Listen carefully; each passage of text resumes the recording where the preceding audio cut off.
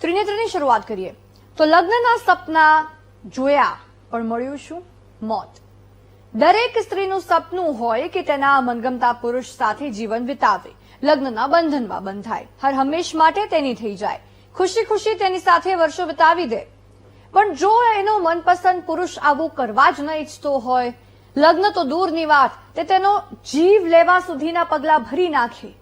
તમે ઓમ શાંતિ ઓમ ફિલ્મ જોઈ હશે. એમાં શાંતિ પિયા સાથે પ્રોડ્યુસર મુકેશ જે રીતે કરી રહ્યો હતો, જોડે જીવવાના સપનાઓ બતાવ્યા, અંતે એને મોત આપે છે. એવું જ ગાંધીનગરમાં એક મહિલા પોલીસ સાથે થયું છે. એ પોલીસ સૌની રક્ષા કરતી, પણ પોતાની જ રક્ષા ન કરી શકી, કારણ કે એને તો સ્વપ્ને ખ્યાલ ન હતો કે એનો પ્રેમ જ એના જીવનો વેરી નીકળી જશે. જાણીને હૃદય તૂટી જાય એવી છે આ મર્ડર સ્ટોરી, જેમાં મહિલા કોન્સ્ટેબલનું મોત થાય છે. એનો પરિણીત પ્રેમી હત્યારો છે. આવો જણાવીએ.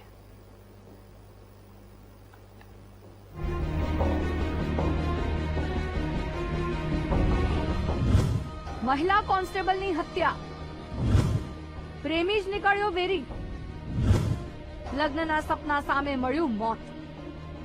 ગાંધીનગરમાં મહિલા કોન્સ્ટેબલનો મૃતદેહ તેના જ ઘરમાં નિર્વસ્ત્ર હાલતમાં મળી આવ્યો હતો, જે કેસમાં પોલીસે તપાસ કરતા ચોંકાવનારો ખુલાસો થયો છે.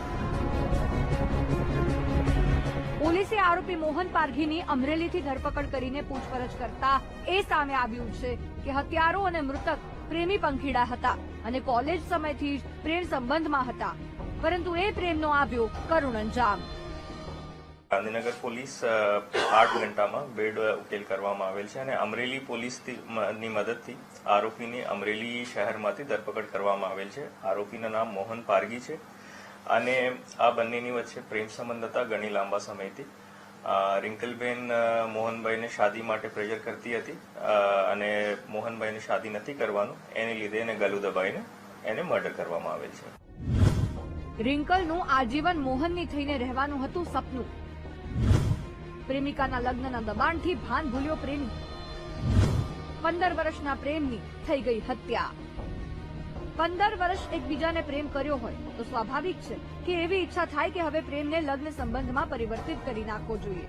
પણ બંને વચ્ચે ઝઘડો થયો આ જ બાબતે, અને મોહનને એ સમયે 15 વર્ષનો પ્રેમ ન દેખાયો ને પળભરમાં તો એ રિંકલના જીવનો વેરી બની ગયો.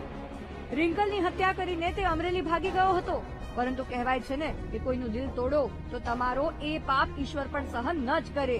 પોલીસે મોહનને અમરેલીથી પકડીને હવે આગળની કાર્યવાહી હાથ ધરી છે, પરંતુ હવે વધતા હત્યાના કેસને જોતા પોતાના લોકો ઉપર પણ વિશ્વાસ કેવી રીતે કરવો એ મોટો સવાલ થઈ ગયો છે. Mehul Desai, BTV news, Gandhinagar.